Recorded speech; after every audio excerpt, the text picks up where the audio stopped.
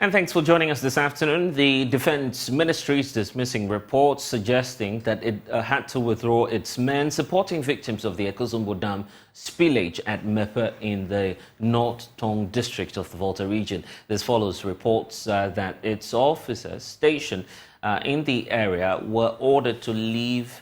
And speaking on the Super Morning Show, Defense Minister Dominic Nitiwul has been reacting to that, saying, contrary to the reports, the military rather has been redeployed to other distressed communities within the same area in dire need of support. Listen. The Ghana Armed Forces are not working in isolation. The supervising body in this particular operation is the disaster management, NADMO. And when the incident happened, you will know that there was a stimulation exercise at Mepe in April this year to prepare for a possible spillage. And so both the armed forces, NADMO and VRO, anticipated that there will be a problem like this and had prepared for it, including doing a stimulation exercise, a live stimulation exercise at Mepe. So the people themselves knew that there was a possibility this could happen. So when it happened, the armed forces moved with NADMO and the VRA onto the ground. In fact, the first day the Honorable MP went to the place, it was both NADMO and the armed forces that actually carried him to the place to go and assess the place. The armed forces have been working there all this while using the 48th Engineering Regiment of the Armed Forces. When the president visited the place, I was there personally with him. I then told the Navy that from what I've seen, they should deploy additional resources, not just around Sogokope where they were working, and Bato and other areas where they were working, but also to Mepe as well. So the Navy declared additional resources to the place. But over the last 2 days, both NADMO and the armed forces working on the ground operation decided that they should redeploy part of the military to other affected areas, particularly Bato and a few other areas, so that the other areas were occupied, because the Navy had brought in 30 soldiers to be working there, plus the 48th Engineering Regiment. And so that was the decision they took. I was a bit surprised for anybody to allude that there's an order from above. No, not at all. As minister, I've not given any order. My deputy is a member of parliament. He has not given any order. Neither has anybody given any order for the military to withdraw from the area. No, not at all. Okay. The military is to serve the people of Ghana. And as long as the people of Ghana have problems and the services of the military are needed, which I believe will always be needed, the military will be there to serve the people.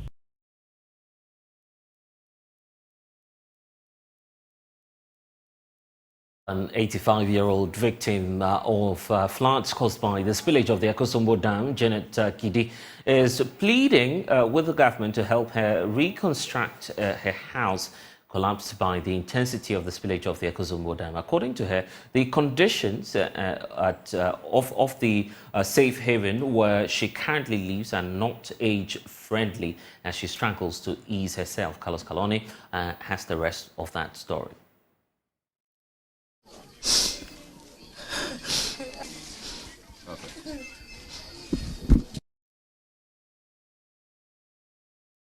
Nya fukpa kata ovachi nya galagalacha akoru ana wakpakpala wale le ata wa nukwa ya madibelo wakpakpala mumamu nenya jina wa jamala be ya madofie makika na kawa pamagala untinya ho ablajo gbogbo ati ochichima o chaha I'm suffering here. I'm asking for help. The plantain trees that used to give me between 200 and 150 cedis when I harvest have all been inundated. Yet I'm here going hungry. If there's help, they should help me. When the floods came, I couldn't save any of my personal belongings. My house collapsed. 10 chickens I rely on all died in the flood water. All the relief items being shared here, including soap, rice, cooking oil, we are not benefiting. Where to sleep at night is a challenge. At my age, I just put a cloth on the floor and sleep. There are no mattresses. If the sharing of relief items is this way, it's wrong. I can't sleep. I can't ease myself because I cannot walk to and squat on the toilet. My legs ache. If I leave here, where to stay is a problem. So I'd like to appeal to the government to help me because at my age I cannot do much. I have a lot of children and grandchildren.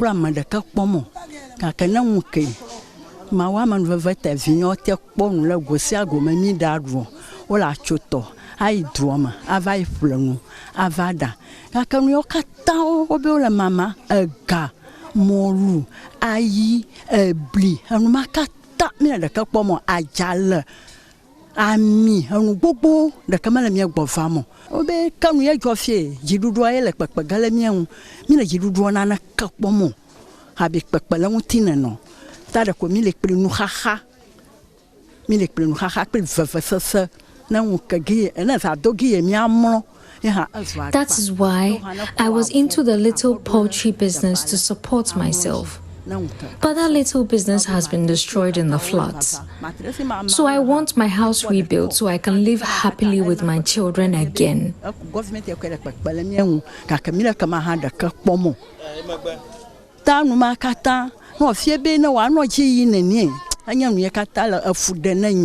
Ala big besa na za to ha matama dalon ta fe ma mre ma nyonu mo matama dalon agboti ma daji ha mo pe ata nya koli pi nya ta matama bobota nya foji da ha asu donu ta nya da ko marga legi e pli fafasa pli hundada ma nya no kama wo anon ka ko mali ano ta ma bu ka asa ko ya do ifie nya ho ha gba na nya bi achie va jovo hen Fifi ani ma jora ki ma lelela hen ka bro be ma mran hen mala pe ka gi ya ko ma no enye hen kama ga kpalanti afifi ho ka tawo nga fiu ga yo bo anyi le hiema amala kama ta yi ga ma ha o eta ma de be ma gre na ji duduo be alen ye ho gba na ma jora ki fifi ma kwata fa wi ka ji duduo na kpalanwunya ala be de fiu ha football asinya pe mama o viu pi vivido tale mi chora ki fifi la kwa gi mi lelela hen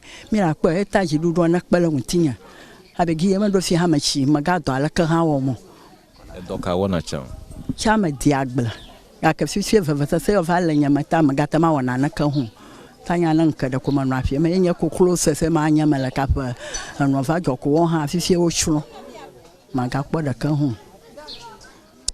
na anya ma gro ko nya be na nya be a hie va mi la nya ta fa ya mali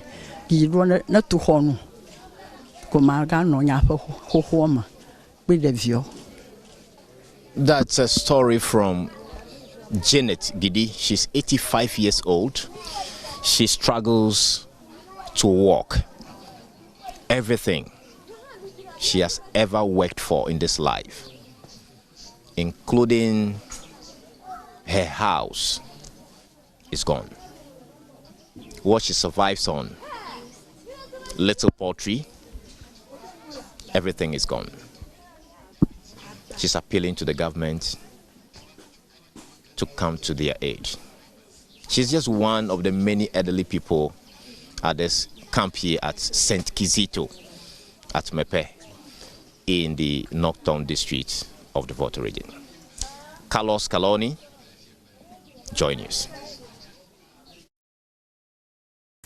Well, within the Pru East area in the Bono East region, the displaced residents are struggling to feed after floodwaters swept through about 7 communities. Community members who have lived in the bush for close to a month have actually lost their livelihoods. The few within the community, some of them have money to spend on food are paying huge sums of amount of money to be transported to the market in Yeji. Nana Yaojima has been to the community and now reports.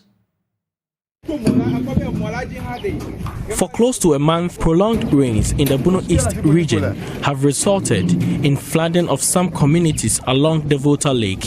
Among them are Fantiakura, Jaklai, Adiemra, Kokomba, Vitudeke, Accra Town, Tonka, and Brekinti. Many of these communities are predominantly fishermen and others along the fishing value chain. Due to the floods, these jobs have ceased, leading to economic hardship among the people. How this whole thing started, it hasn't been easy. It damaged a lot of things that people can't. Even some properties are damaged. As we came here, you can see everything is everything is gone. So just plead with the government to come to our aid. They should help us with whatever he can use to help us. This place where we come here is a very difficult place for us. The children are suffering. They cannot go to school. We cannot do anything. We can't even go to the nearby town to buy anything. The river overflows and crosses all the roads. Nowhere to go. I trade in fish. My husband is also a fisherman. For months, we haven't been able to go to the lake. We beg before we eat. According to the Ghana Meteorological Agency, there is a high probability of enhanced rains in the southern sector of the country. Already, roads in the affected Pru East area are heavily flooded, making it difficult for commuting to marketplaces for food and other essentials.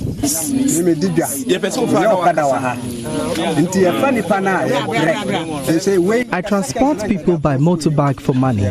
Because of the flood, it has become difficult to travel the route. A short route is costing 50 cedis on the motorbike, and she will continue in a boat.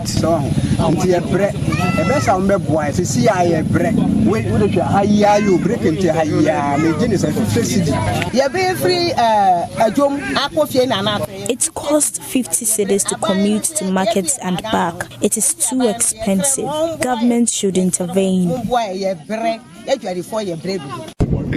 Meanwhile, there is increased call for support for residents in the area who continue to sleep rough due to the situation. Resident Emmanuel Kwekubuam leads the campaign. Originally, where we haven't seen any flooding, this time round, flooding is occurring. It's not like this is a perennial thing. Where we haven't seen flooding, this time round, flooding is occurring. That should tell you the magnitude of the issues we are talking about. And still you are yet to hear any authority? Yet nobody, not even the district office of NADMO, they tell you they don't have anything. The region doesn't equally have anything. And please, this is a very serious national disaster. Please, don't let us wait, because health authorities are even warning us of possible water-related diseases. So please, don't let us wait till the unfortunate happens. For Joy News, Nana Yaojima reporting.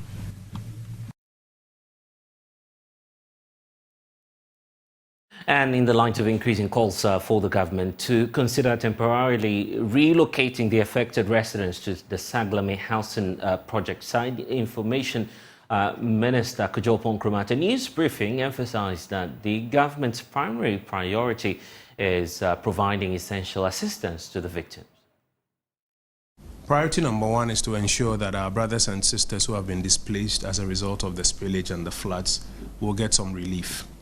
Priority number two will be to ensure that they get some assistance in getting back to their livelihoods and their communities. I think subsequent to that, if there are any further conversations, government will be more than willing to listen and engage on those conversations. But government is currently focused on the first two priorities, which is assisting our colleagues who have been displaced, and then eventually when the water levels recede, assisting them to get back to their areas of livelihood. People face sanctions? Like I've said, priority number one is to support people who are displaced currently. Priority number two is to get people back into their places when the water levels recede. And then subsequent to that, whatever else is outstanding can be examined. Country on the relief efforts, and where some augmentation needs to take place, that will also take place. But the Ministerial Committee is keenly monitoring the relief efforts, not just downstream, but also even upstream, where some floods have been occasioned as a result of the spillage, we understand, from the Bagri Dam, etc. And so I think almost every 3 days you will get an update from the Interministerial Committee, and where they need to augment the relief or intervention efforts, they will do so.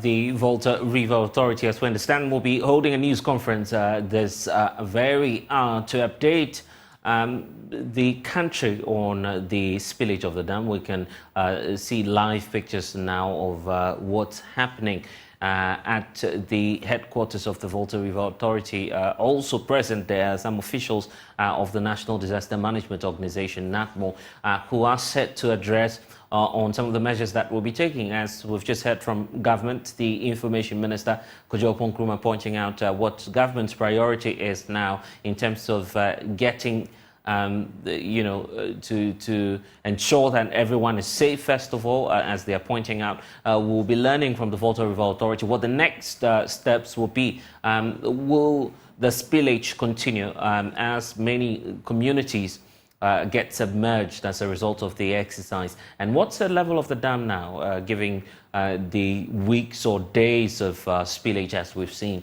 These are matters that will be addressed. Also, NADMO is facing the question as to relief items, and if indeed these relief items will get or if we have enough to cover all the 8+ districts affected as a result of these exercises. On your screens now you see excerpts of what transpired over the past few days with many buildings and properties submerged under the flood waters there. The picture there is from Mepe, and Mepe has been at the center of the whole incident, where, of course, the MP for the area has equally been calling for support, asking both the international community, private sector to come in and to support those who have been displaced by the flood waters. We'll be taking you to the headquarters of the Volta River Authority when that press engagement starts in a few minutes, but we're taking a break now. When we get back, we'll take you to the VRA.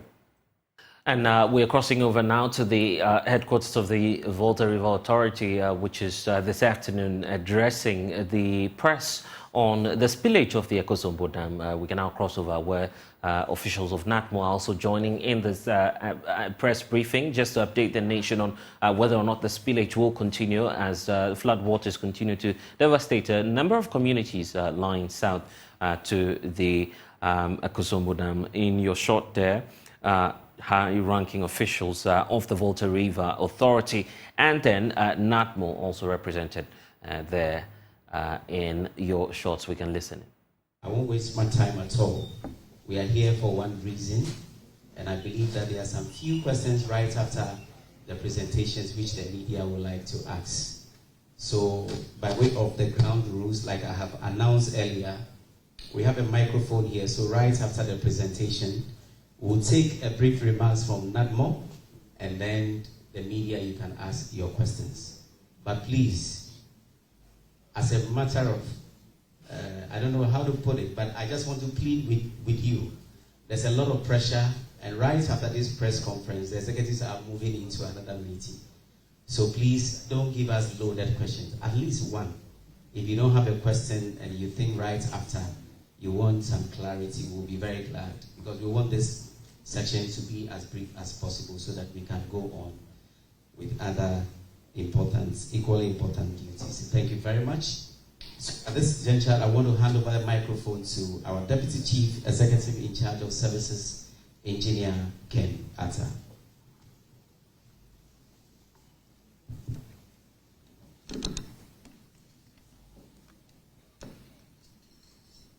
Hello.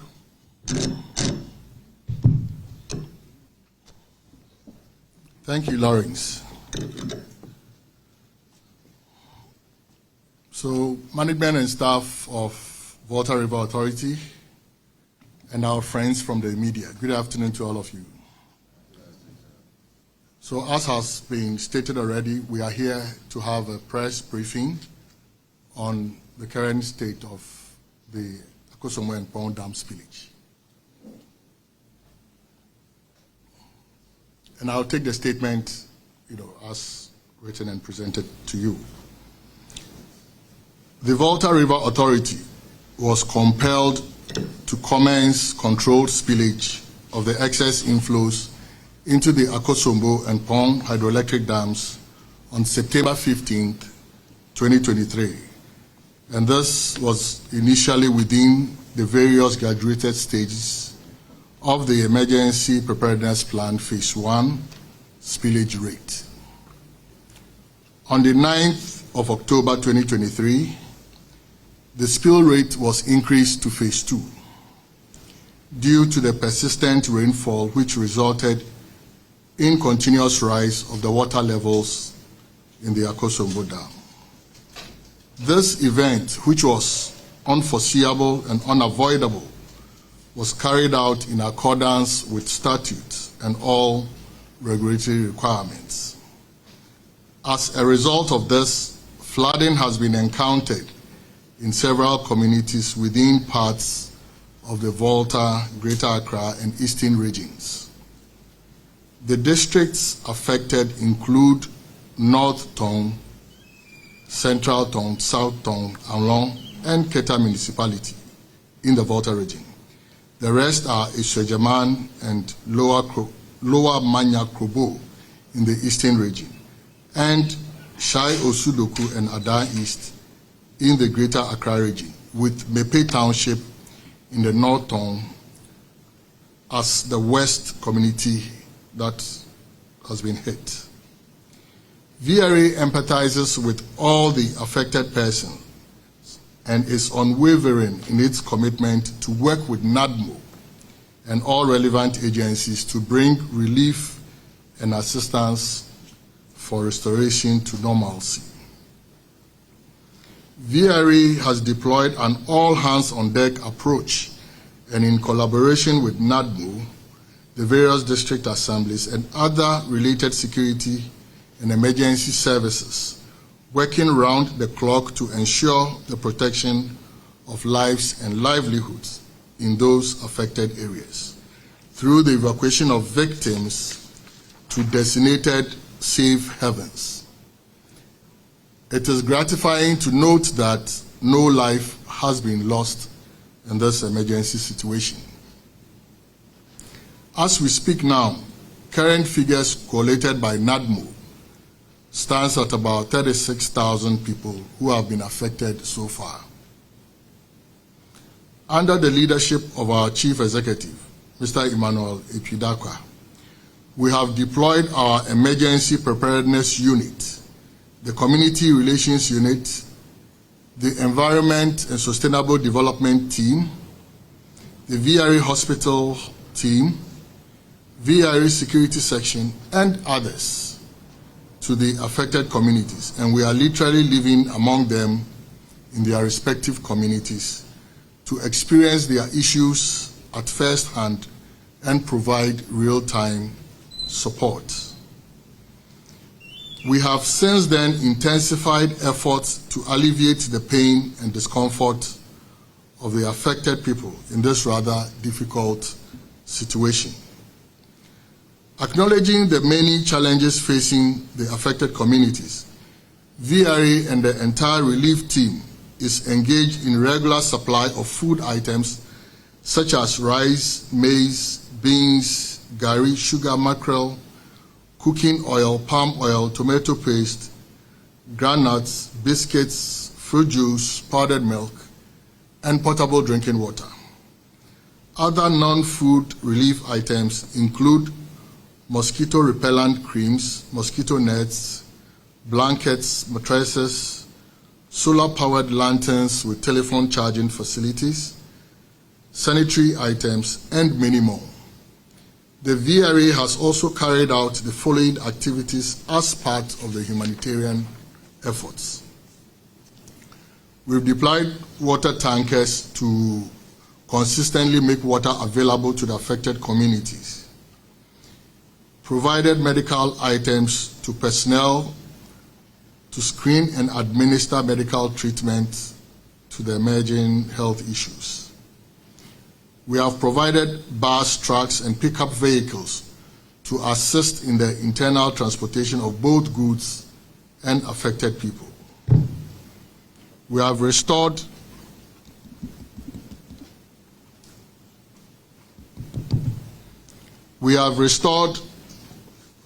the damaged water treatment supply pumps in Aveime. VRA has also installed a portable water treatment system at the St. Kizito School Safe Haven in Mepe. With the support of Ministry of Energy, VRA has distributed 5,000 solar lamps to the safe havens. Working together with ECG, power has been restored to the St. Kizito Safe Haven in Mepe. Zoom Lion has also been contracted to provide mobile toilets, and they are going to service them and also provide sanitary services at the safe havens. An access road has also been created in Mepe to the St. Kizito Safe Haven so as to avoid crossing the inundated road by boat. VRA is also assisting the Navy and some local indigenes at Sogakope to clear the bridge, to clear weeds under the Sogakope Bridge, which impedes flow of the water into the ocean. VRA has also committed 20 million Ghana cedis towards alleviating the adverse impact on the affected communities as a result of the unavoidable spillage of excess inflow into the Akosombo Dam. We wish to assure the public that VRA will continue to monitor the situation and provide the needed support together with NADMO and the other relevant agencies to ensure the well-being of the affected community. The authority reiterates that no one will be left behind in this emergency situation. Thank you very much.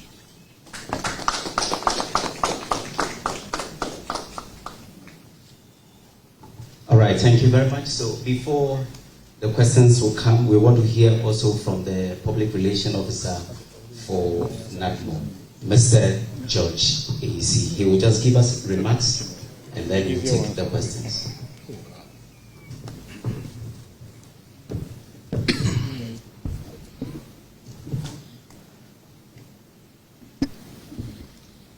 Well, thank you, Deputy CEO. Thank you, MC, and all. I will start by saying, on behalf of my Director General, the Honorable Nana Agyemang Prempeh, we are grateful to the VRA for this collaborative efforts to help our people who have been affected downstream the Akosombo Dam. So far, NADMO really appreciates the contributions and efforts of VRA because otherwise there would have been some difficult challenges that we would have encountered as emergency response agency, looking at the magnitude of the effect of the people downstream. So VRA, we are grateful. It's been challenging, and we see the efforts he put in. The two deputy CEOs, the Honorable Kenata and the Honorable Kenzo, have all played integral parts. And from the get-go, the simulation collaborations we did, exercise down hustle, that actually got the people well informed, even though they disbelieved what we were saying, but they got them prepared for this occurrence. Hence, the statement by the Deputy CEO that there's not been any record of fatality as of now. That is a good effort that we have done. Going forward, We get questions. I know the media, they're going to pose some of the questions to you on Engineer Kenyatta. Some as to when the end is coming. Some ask me, is there a way that NADMO can pump the water away? I've responded that if it were ordinary floods, we would have been able to do that. But if you were to go to the place and you expect us to pump that water away, it's something that. But one key thing that I've been asked, which I think I should put before you, Engineer, and your team, is the way forward. Are we going to have another water retention area downstream the Akosombo Dam going into the future? Lakpon Dam is supposed to be a retention point, which maybe you're using for power generation. Are we going to have another one so that in case of this, there's going to be a collection point, and then the effect wouldn't be as dire as we're experiencing today? Maybe the engineers and other people of VRE will respond to that. NADMO, we are ready to continue with this support and collaboration as a disaster response agency, and not NADMO alone. We are a coordinating agency, as engineer said. We are working in partnership with all the respondent agencies, the Ghana Navy, the 48 engineers, the Ghana Police, Ghana Fire Service, Ambulance Service, the Ghana Health Service, and all of them. We are in there doing all we can to ensure that the people are safe. Last one. We're grateful to the individuals and NGOs and organizations that have seen the need to support our brothers and sisters that have been caught up in this situation. And the support is overwhelming. We are grateful that you're supporting. The state is doing its work. VRA is doing a lot, 20 million commitment plus other things. We will need more. If you're still there, Oliver Twist, let's come and support our brothers and sisters in these 9 districts that have been affected. Thank you very much. Thank you very much, Mr. AC. It's now time for Q&A. So if you raise your hand and if you are seated, you can just rise and come to where the microphone is, as we have established. So please, if you have a question, raise your hand and then, okay, so we have Daily Graphic. So you can please introduce yourself, which media house you're coming from, and then you can post your question. Thank you. My name is Daily Graphic. First of all, I want to find out what is the state of spillage, and is the water in the reservoir, is it coming down and to a level that is desirable? And then we also want to find out when is the spillage likely to end. Any idea? All right, thank you very much. But once again, let me just remind the media, if you can keep your questions 1 each, please, and don't load them. Thank you. All right, my name is Carlos Caloni from Joy News. So far, we want to know how much the VRA has spent in terms of money, and how is this affecting the company? This cost, are you sharing with any other agency, or you are going to pay it alone? Last question. Thank you very much, Carlos. Joy, thank you so much. Okay, so please come. Thank you. My name is John Awuni. Last week I was in Mepe. Please, which media house are you coming from? Kesville Television. I had the privilege of visiting the place, and then one of the issues that were raised was that previously there was an agreement to dredge some parts of the tributaries of the dam, and the issues went to court, and that even accounted for the devastating nature of the flood. So is that an issue that VRA considered dredging before the issues went to court that did not allow the dredging to happen, and now the devastation is so huge? Thank you. All right, thank you very much. So we'll take the last one, and then we'll take the responses, and then so we'll come to the to the final round. Don't worry. So please go ahead. Thank you. My name is Nana Yawasante. Chief, I really want to find out from you where this flood has, as it were, moved people from their houses. When the water subsides, are they coming back? Or we are relocating them? Thank you. Thank you very much. So we'll move to the high table and then we'll get the responses. And right after we'll take the next set.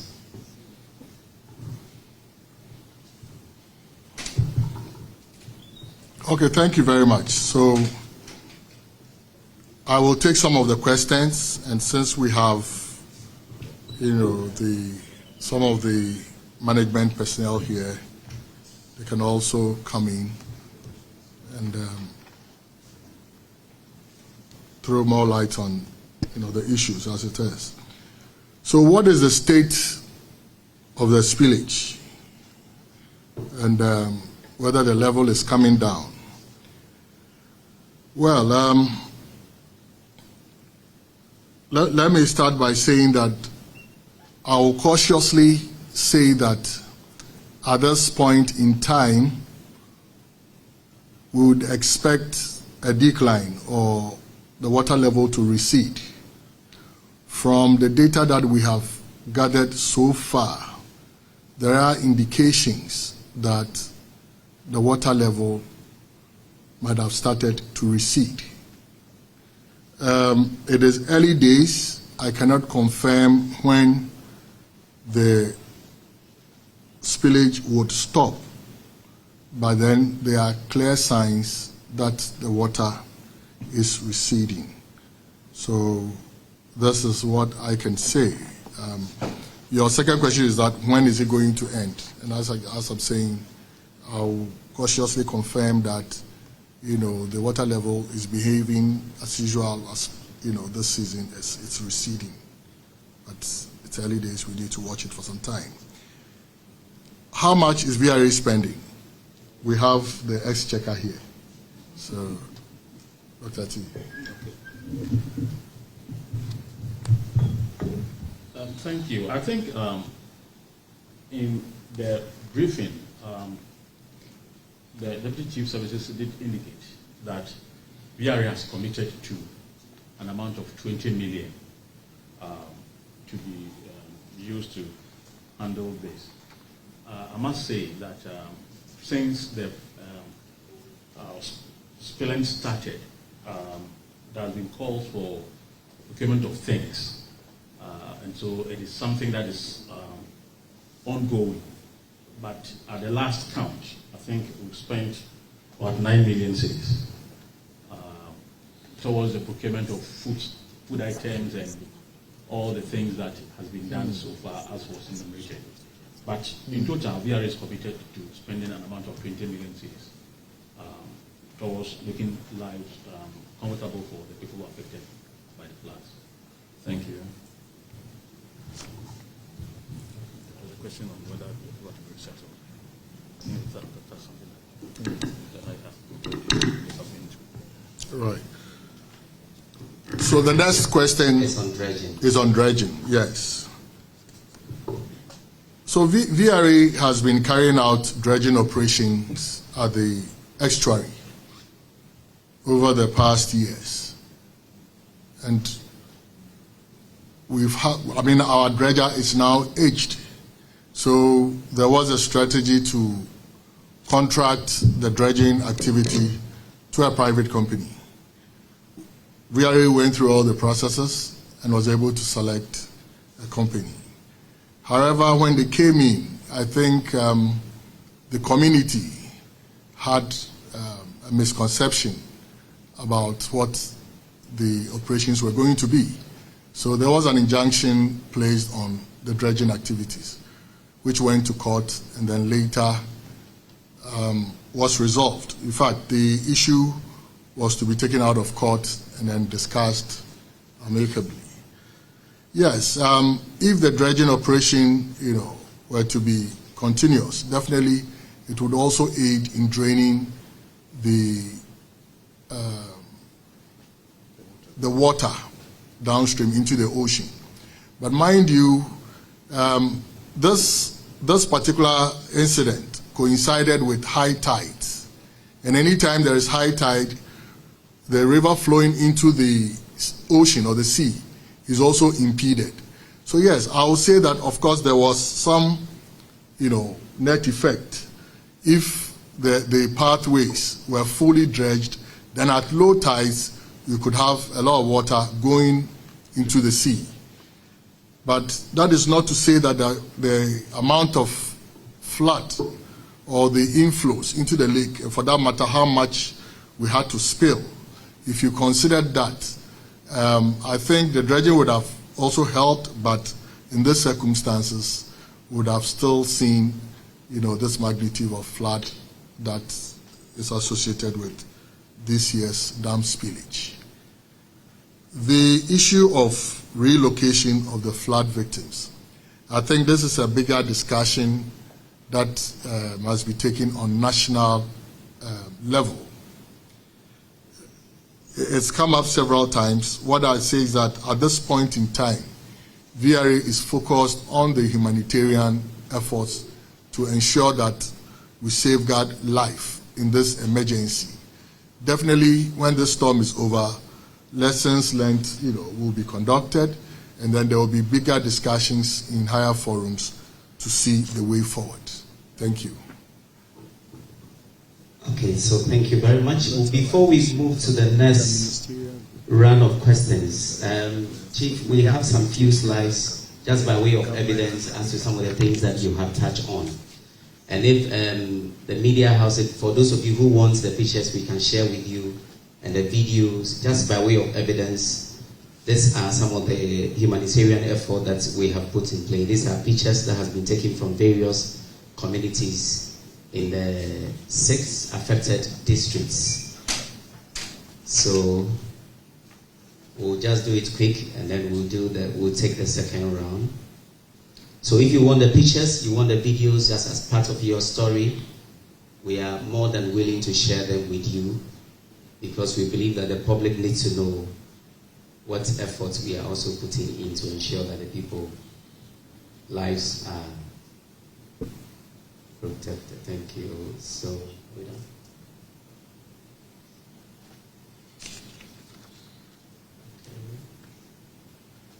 for those of you who know VRA staff, you realize that quite almost all the top management, day in, day out, they are in the communities out there. And I was so happy to hear that there are people who are living with them even at the safe heavens. Some are, of course, some are also living in some hotels around. And every day when they woke up, that is what they actually do. So thank you very much. And we'll move to the next round of questions. Thank you. Thank you. So, GTV. My name is Dominic Ronji. I work with GBC. There have been complaints upstream where the water is before you are spilling. They are also complaining that they have issues. And I've realized that concentration is downstream. What is happening regarding those upstream? Also, thank you. Government has set up the interministerial committee. What has been the engagement so far with the authority relating to what we are experiencing? Thank you. Thank you. Yes. I'm Vice President reporting for the daily statement. I would like to find out so far the number of medical relief items that have been supplied to the affected communities. Thank you. Any other? Any other question from the media?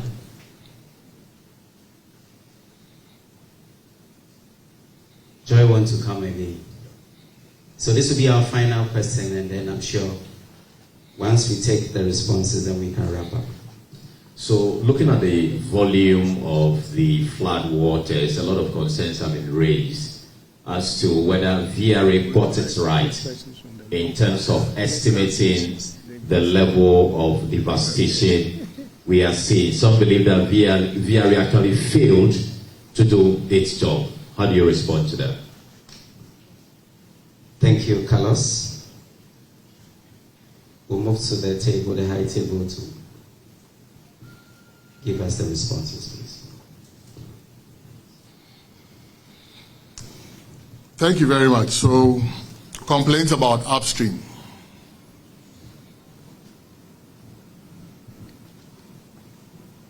You are very right. The upstream is also experiencing floods, as the lower Volta is. But the complaints are that because VRA had to do the necessary spilling, so most people think that it is VRA that has caused the floods downstream, to the extent that we are not even minding those people at the upstream.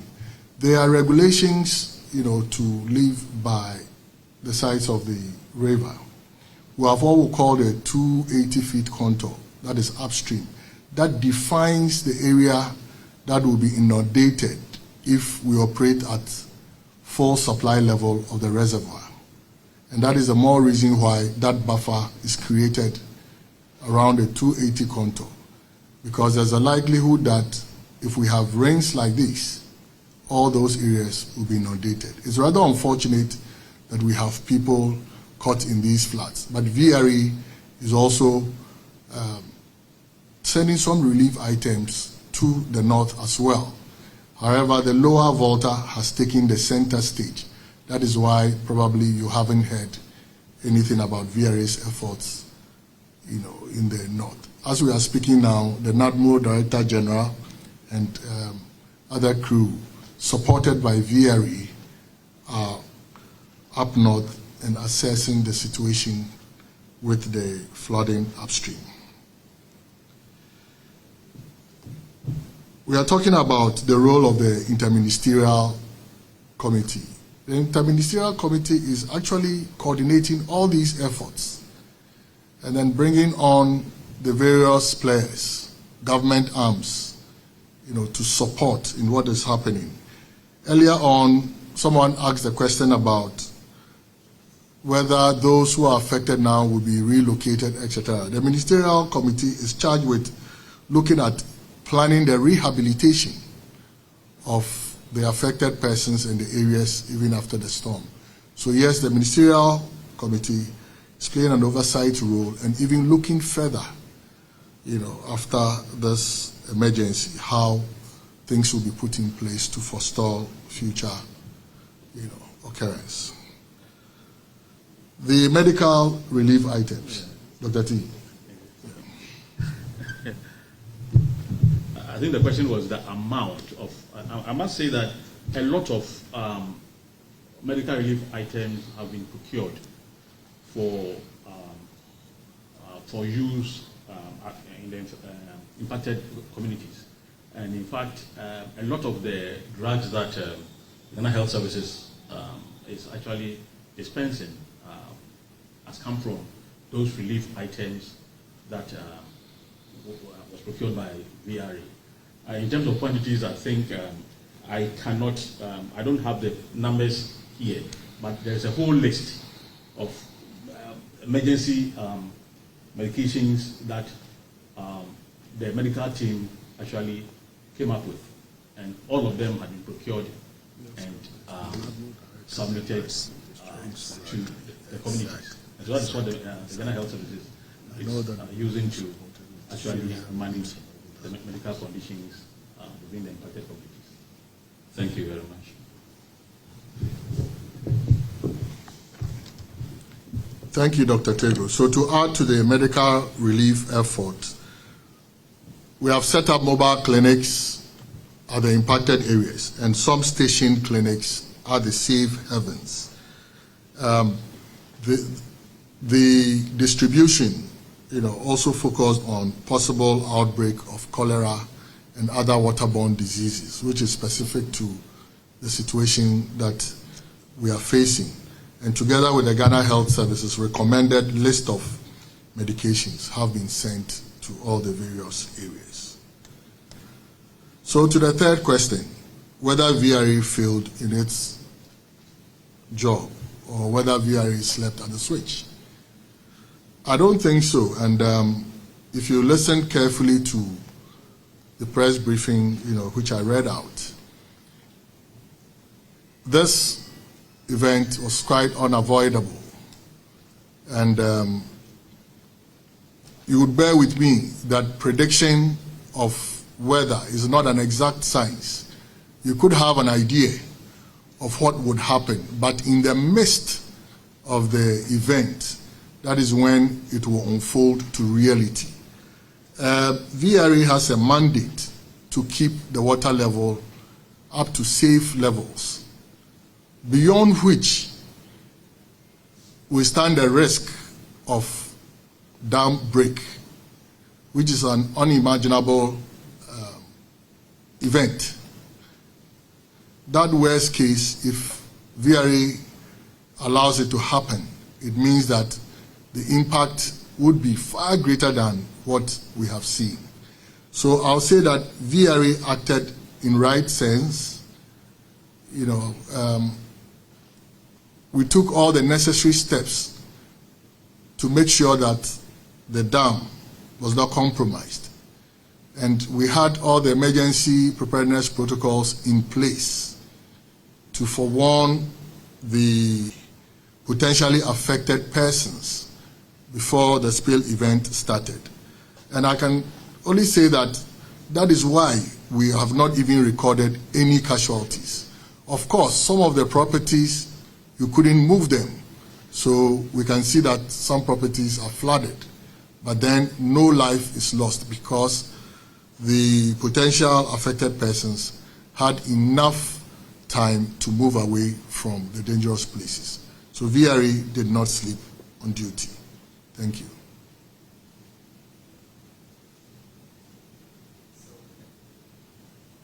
Thank you very much. Deputy Chief Executive in charge of services, Engineer Kenata, thank you so much for providing responses to the media. I believe that we are satisfied because no more questions. And on that note, I want to thank you all for coming, especially for those of you who we invited you at a short notice, but you managed to be here. Thank you so much. And God bless us all. Thank you.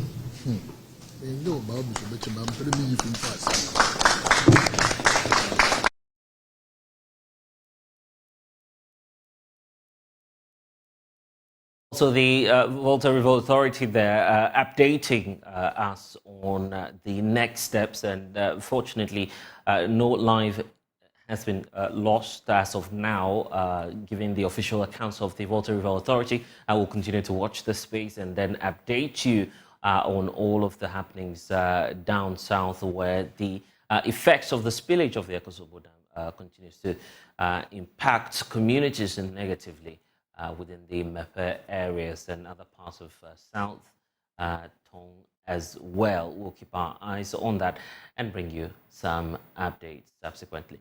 But for now, the attention of Joy News has also been drawn to some fake infomercials circulating on social media that bear our logo and also cloning some of our anchors. These infomercials use deep fake technology to mimic the voices of some of our presenters, including myself and anchors, and also to make them market or make some claims about the efficacy of some drugs. So if you haven't seen any of these videos yet circulating on social media, here's just a sample for you to have a sense of what's happening on social media regarding this deep fake videos.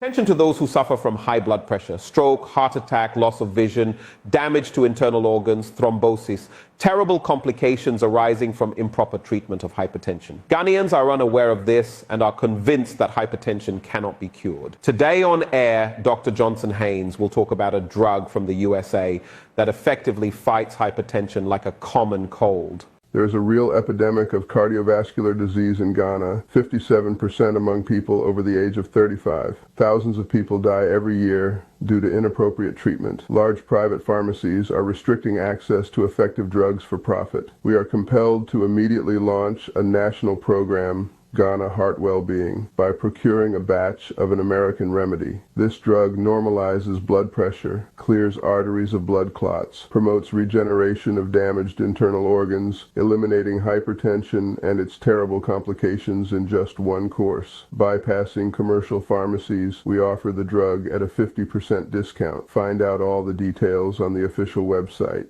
For a long time, I suffered from high blood pressure, especially in recent years. Treatment in hospital was not effective. The complications worsened. Constant dizziness, kidney problems, threatened loss of vision, even loss of consciousness. The doctor suggested a risky operation. Despair gripped me. My wife's support and an article about Cardioactive on the internet turned everything around. After undergoing treatment, my blood pressure returned to normal. My damaged kidneys and retinas recovered. My doctor was amazed. The tests showed a complete recovery. I am now free of hypertension.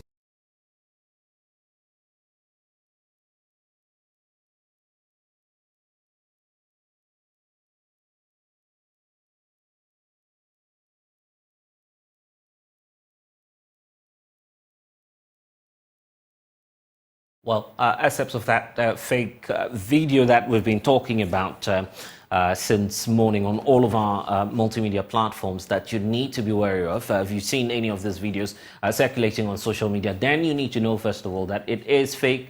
You would have to report any page showing or suggesting such a video to you. But let's get more on this. Joining us is the head of the health desk, Fred Smith, who's joining me in studio now to have a conversation around all of these videos that we've seen online. And Fred, how did we get to know about this, and what's been the extent of spread on social media? Well, we got to know about this because people started reaching out to us to find out how they can buy some of these drugs, because the directions to get the drugs are not so clear.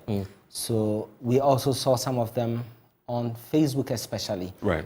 The creators of this advertising there, and the objective we are not aware of, but we think that they want to extort money from people. That's why they're doing this. And this is also of worry to us because we provide accurate information on all of our platforms. How can members of the general public get to identify that this is a fake video and possibly help us in reporting such content if you come across one on the social media platforms that we have? On social media. So the first point is that Joy News will not advertise on another media organization's Facebook handle. And so if you see it and it's not on Joy News's Facebook handle or other social media handles, then you should be suspicious that it's not coming from Joy News. Secondly, if you watch the videos, especially the one that's playing now, you see that the audio coming out of the man's mouth and how his mouth is moving are not synchronizing. Right. So it tells you that so you see the lips have been altered, altered such that it is saying something that the man is actually not saying. And there are lots of these videos, some of them with you in it, but you are not the one.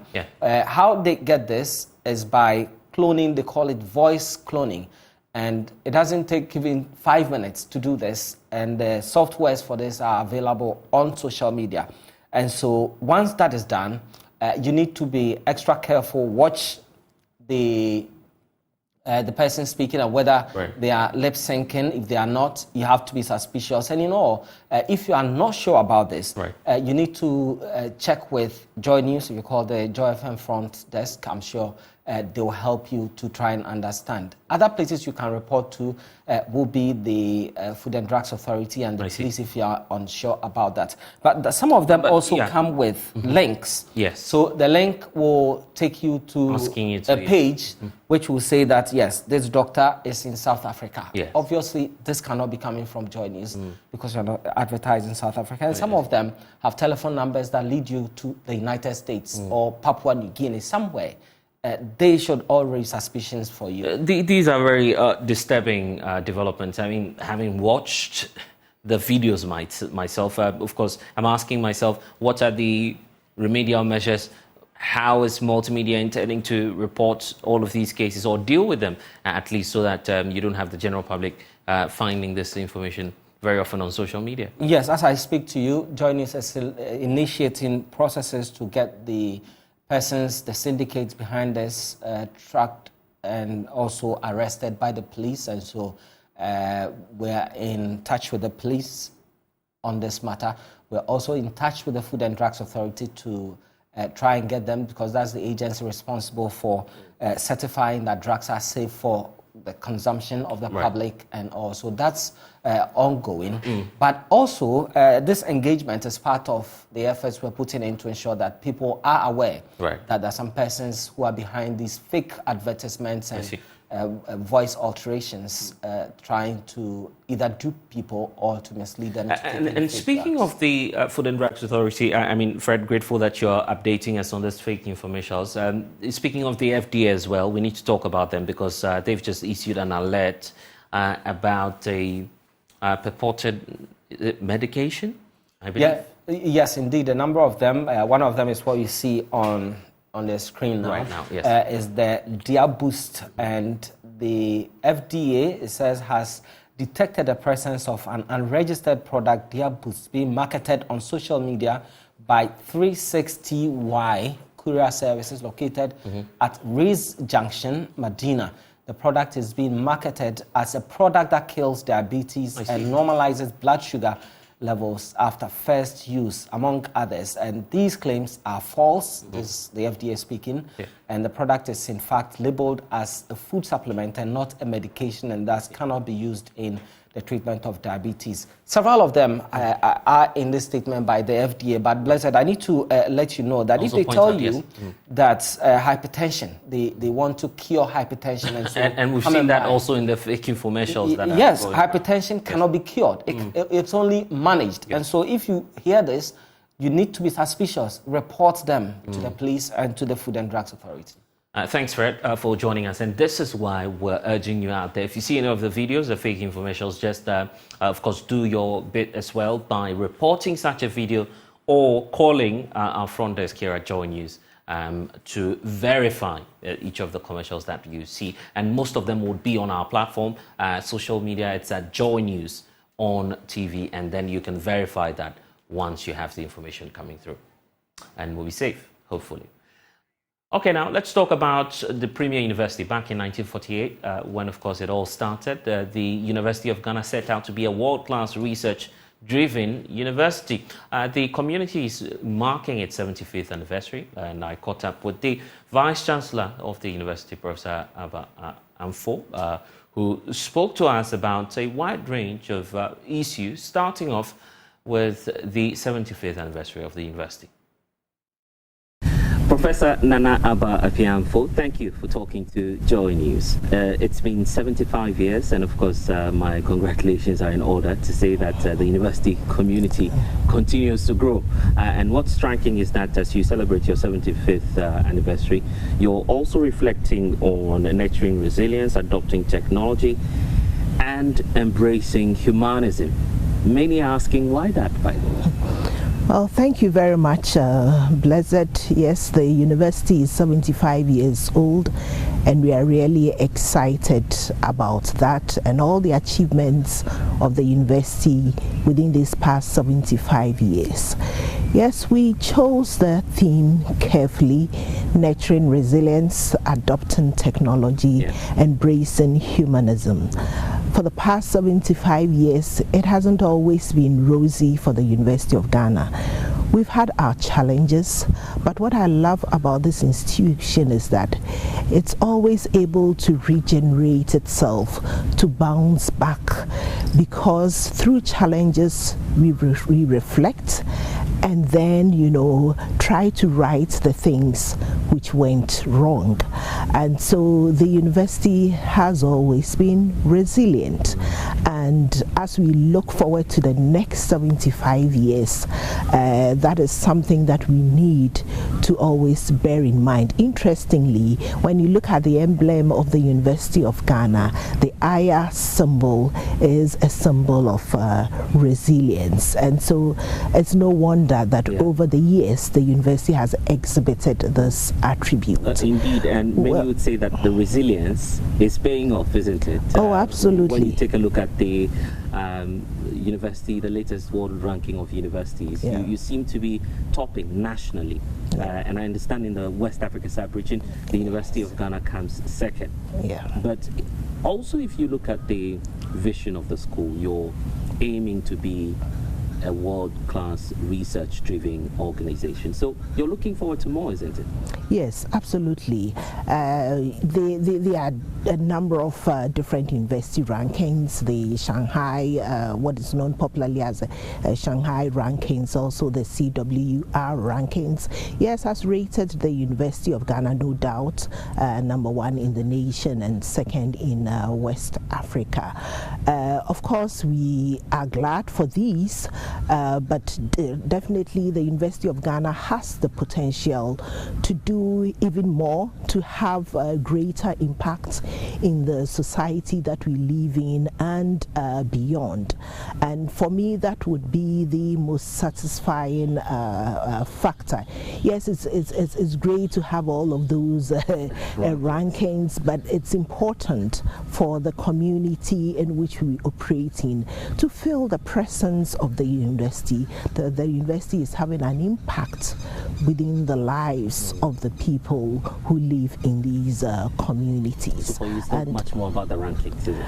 Well, the rankings, the rankings are great. I mean, you know, rankings in themselves, they are controversial. I mean, what are the measures? One rankings differ from the other, and so on.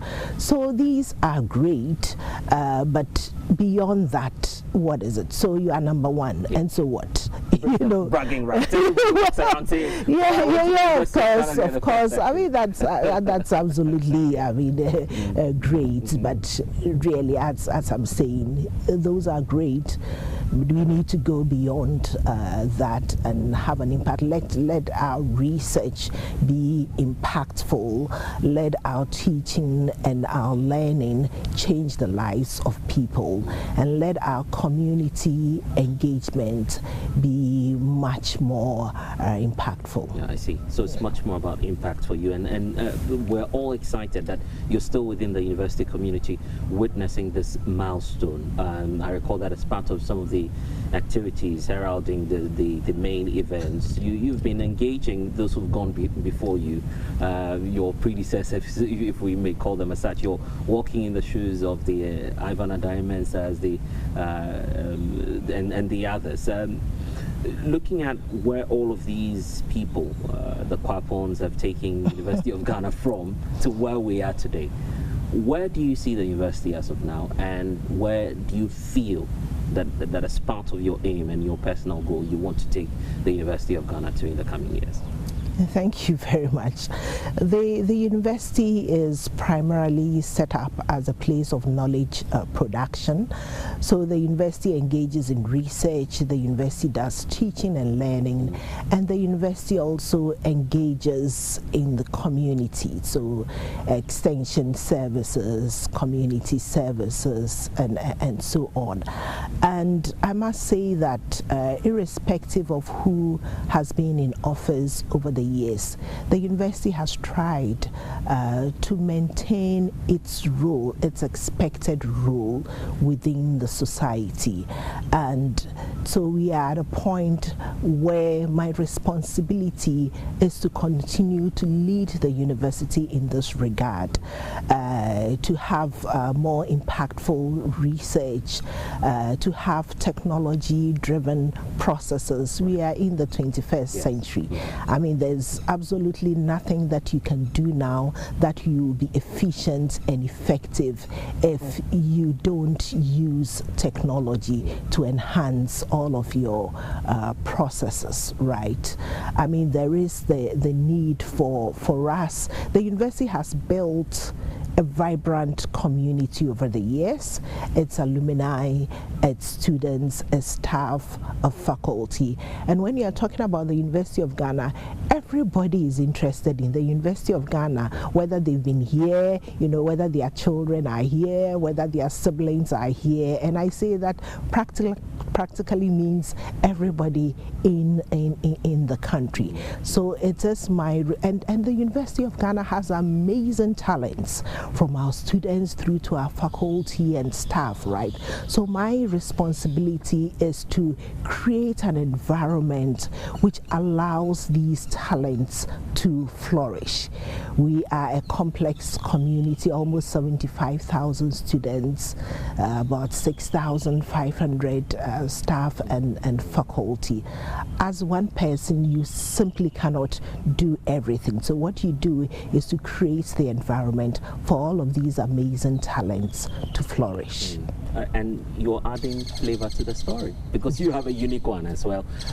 You're the first female vice chancellor of the University of Ghana, and I'm so happy to be talking to you at a time when you've done that not just for a year, but you're going into the second year of that journey. How has it been for you? And forgive me if I'm stereotyping here, but of course you're a woman, so it presents you with a unique opportunity and also a challenge as well. The opportunity being the fact that you're shattering the ceilings and opening the door for many more young women and girls to aspire to greater heights, but also the challenges because of the system, high levels of patriarchy that of course many of you in leadership will complain about. So let's weigh the two. Let's start off with the opportunities. Yeah, I mean, you're right. This I'm just ending the second year of my tenure as Vice Chancellor. It's been an interesting journey. Never a dull moment when you are dealing with the University of Ghana. And you know, I came into office at a very interesting time when we had the first female chancellor, the first female chair of council, and then we got the first female vice chancellor. And so 3 principal officers. These are who we call the principal officers of the university. All 3 of them women, with a female registrar as well, and a number of other female directors and deans and so on. So, well, it was a good time generally. This was embraced by the whole nation, I must say, and even internationally.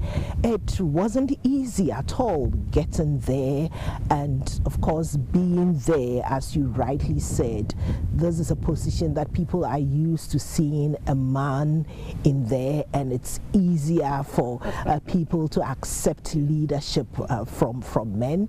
You know, when you are a woman, you know, when you stamp your authority, oh, that's, you know, she's too hard, she's this and that, you know. But what I did was just to take the authority of the office and operate in that. It wasn't easy in the beginning, but I think that gradually people came to accept the fact that this is what it is. This is the person that we have as our Vice Chancellor at this moment, and we all need to work together. We need to rally behind her, and it's also important, you know, to share your vision. I mean, one of the first things I did was to have town hall engagements with different sectors of the university community, where I shared my visions, what I call my 6 key strategic objectives, engaged them, asked them for inputs. And so when people realize that you value them, you understand that they have something to offer, yeah, they very happily work with you. And you just operate within the authority of the office. And I must say that it's also sent a very good signal for many young women out there, right? There were so many people who would walk up to me, send asking you that yes, amongst the university community. Yes, I'm sure some young girls will walk up to you and say, yes, I want to take over when you're gone. Well, not exactly, but at least they see you there, and so they realize that it is possible. What I have realized is that there are more girls and women within the university community who are availing themselves up for various positions, elective positions, appointive positions. And very often when they step up this way, they do very well. You've been very centered on, technological transformation, and it's also even reflecting in the theme that you've selected for the 75th anniversary. Why technology, and why is that instrumental to the change, the kind of change that you want to bring into the university community? Yes, thank you. And so when I articulated my vision, right, two things which underline my vision is really technology and humanism. Technology, because I do certainly believe that there's absolutely nothing that you can do and succeed in today's world without using technology to enhance it. And so I look at as training students who are technologically adept. And it doesn't matter what discipline you are studying, whether it is history, whether it is material engineering and sciences, whether it's political science or economics. You need to know your way around technology and how you can use technology to enhance whatever you are doing, whatever you are studying now, and what you can do afterwards. Whether you are looking out for someone to employ you in the public-private sector, or you're looking to starting your own business, technology is absolutely critical. And I mean, even when you look at the university keeps growing in numbers.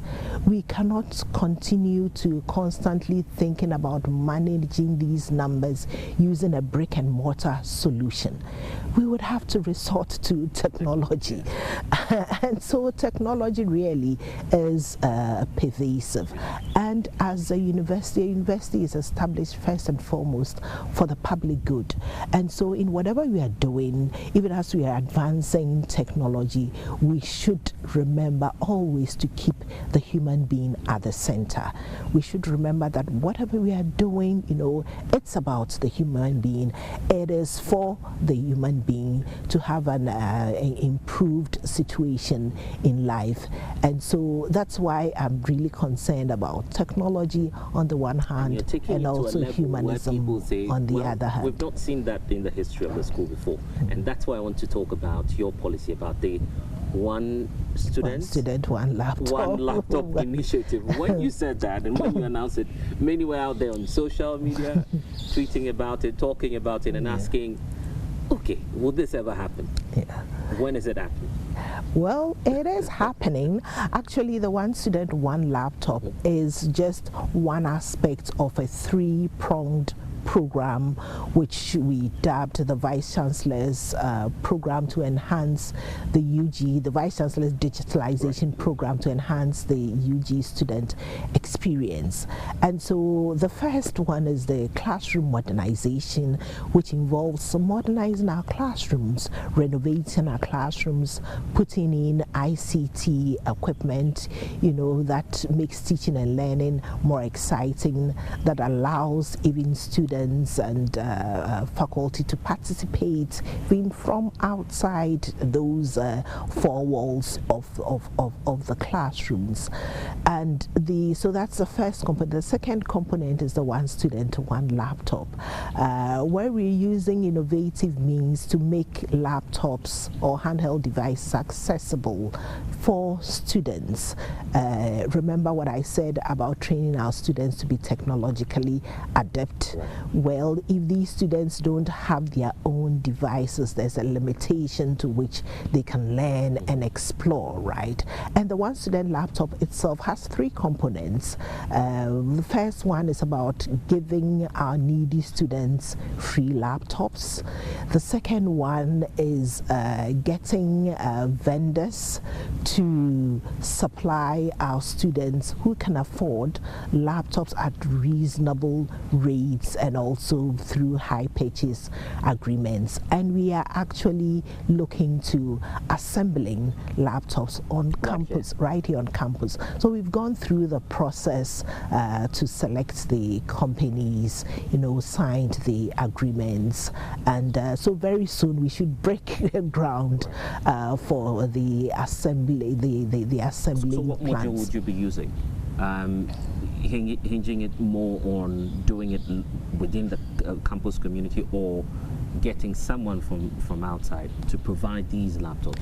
Which of the modules are you high on? Right at the beginning, we are getting people to supply. We've signed the agreement.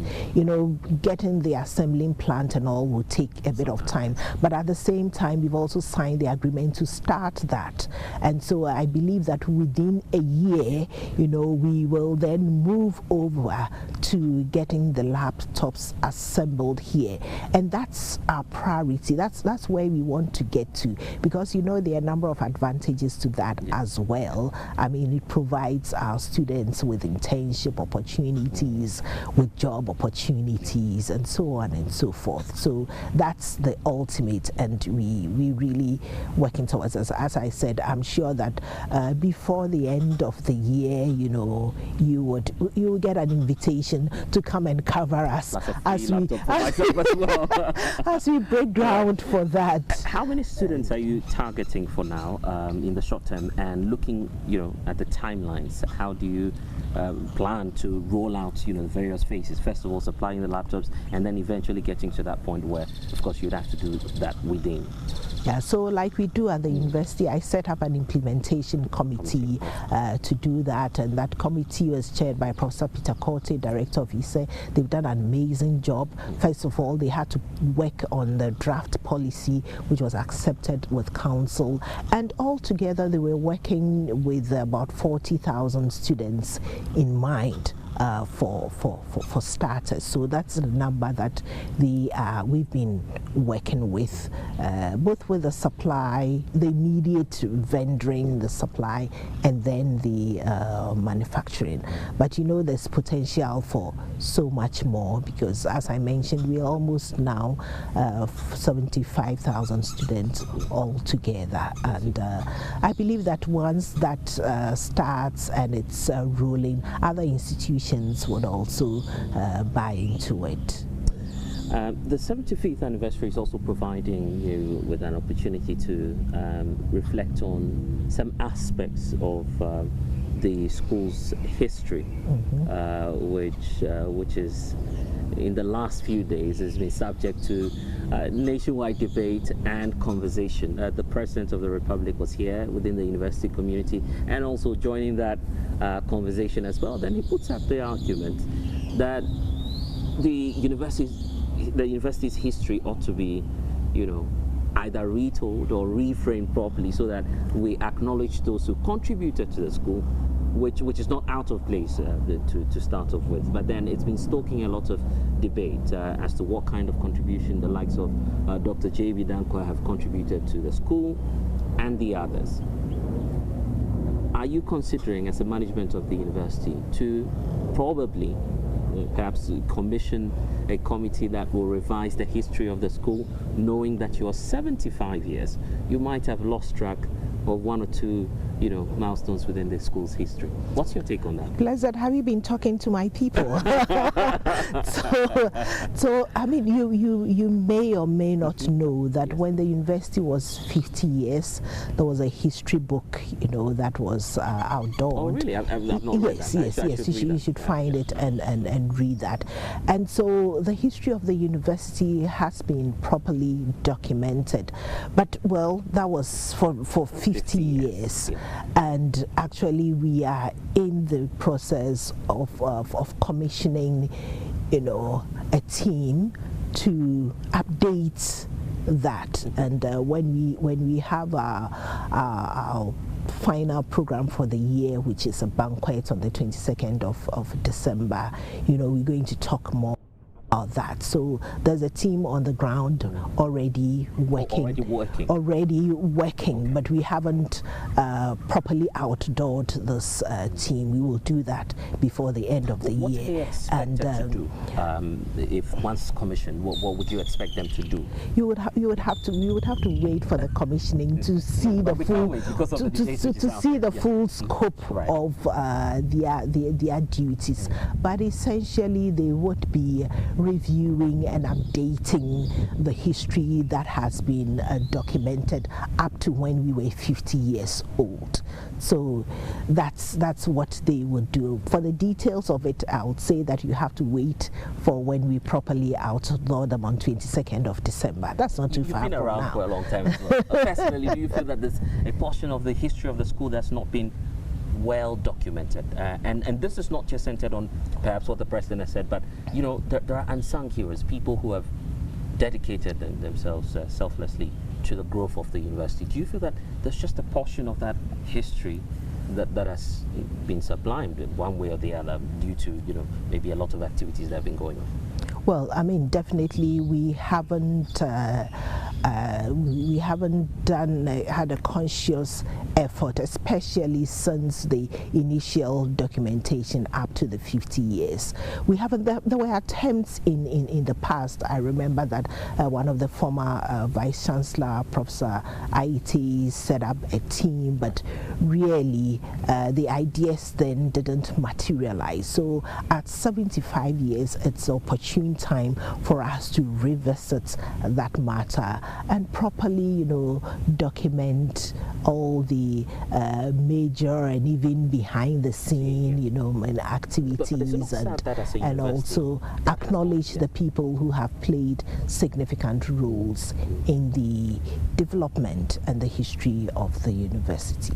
What made the university to lose that opportunity? Because many say this is the premier, this is the University of Ghana.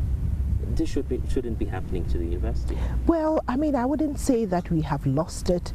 We have it in bits and pieces here and there, even in some of the biographies and autobiographies of key officers and so on and so forth. But as an institution, well, I mean, I keep telling you this is a complex university. There are so many things that go on, and sometimes some of these things slip through the cracks. But thank God, at 75 years, we've sat up and we realized the need for us to properly document our history up onto this time. So it's not too late. We are catching up, and very soon you will see that project materialize. On the lighter side, will Dr. J.B. Danko be included this time around? Well, everybody who has, but you haven't even read. You haven't read, the initial book by with the castle. You cannot. Have you read it? You feel that you cannot even assume. J.V. Danko? No, I don't think so. Right. I think that all those who played significant roles to the establishment of the university has properly been acknowledged. Right. Including Dr. What the president was advocating for was for a renaming of the university after him. But that's something which is really, I mean, subject to a huge debate. There are various ways in which we acknowledge people who have contributed to the establishment of the university, and we have a whole avenue named after J.B. Danko. That's the major avenue in this university. we've seen CK Tedam, we've seen it with other public institutions. The University of Ghana, some say, does not represent an icon that will inspire, the university community. Of Ghana How about naming it after represents the nation. It represents the nation, and this is a brand which is well known all over the world all of these years. It's representative of the nation, and that is it. Okay, we'll come back to the conversation later on when you commission this very committee to do some more work on it. But it's also been a very tough time for you dealing with the vandals because the Commonwealth Hall historically has been male dominated. It's been male, looking at the history of the school, and the latest riots that we've seen on campus. As part of the solution, you in management feel that some of these halls that hold these ideas so dear to them that their halls cannot be mixed, this is the time to break that and to open up the community for these halls to change. But the Old Vandals Association, they are out issuing statements and indicating that this would not help in terms of preserving the history of the school. I'm sure that you've been weighing all the argument. How does that come to you? And as management of the university, have you reversed, or perhaps have you considered reversing the decision to make the Commonwealth Hall a mixed hall? Okay, so, well, I need to correct some incorrect impressions which are out there, but I also have to be careful when I talk about this, because you may know that the Old Vandals Association and some former students have taken us to court. So this is a matter which is in court, so I need to be careful what I say about it. But that's why it is important for us to appraise ourselves of the history of our university. Because whoever said that Commonwealth Hall has, forever been single sex, it started out, with some females in there. My own former lecturer and the first female pro-vice chancellor of this university, Professor Dolphine, was at some point in time in Commonwealth Hall. So that's a living experience. So that's to start with. Right. And let me also correct the impression that was out there that this management, led by my good self, has turned the hall into a mixed hall, or had the intention to turn the hall into the mixed hall. Nothing like that has ever come up in all the discussions, in all the committee discussions and the eventual council decision. What the policy that we put out there, which we are implementing, is for us to reserve the traditional halls for our first year students, and that happens right here in this country. In other institutions, you go to KNUST, you go to UCC, that's exactly what happens. We are rather late coming to this late in the day, and that's what happens all over the world. You give priority to your most vulnerable students, and your most vulnerable students are those who are coming into the institution for the very first time. With regard to Commonwealth Hall and parts of Mensa Saba Hall, we implemented for the other halls, it's a gradual implementation, but for these two halls, we implemented the policy fully immediately, also because of the disturbances that were going on at the time between the students of these two halls. So I needed to I needed to clear the air on that. So you still go ahead? Oh, the policy is being implemented. Yeah. Which means technically? Oh, which means that these halls and all of the traditional halls are reserved for our first year students and graduate students. So you come into the hall, first year level 100. After level 100, you would have to leave the hall and make room for the new set of fresh students who are coming in. So you leave the hall and find accommodation in the other halls and hostels on campus, the UGL halls and other private hostels on and around campus. What do you feel this sense of entitlement, if we may have to describe it that way, is coming from or stemming from? Is it a matter of ego, prestige?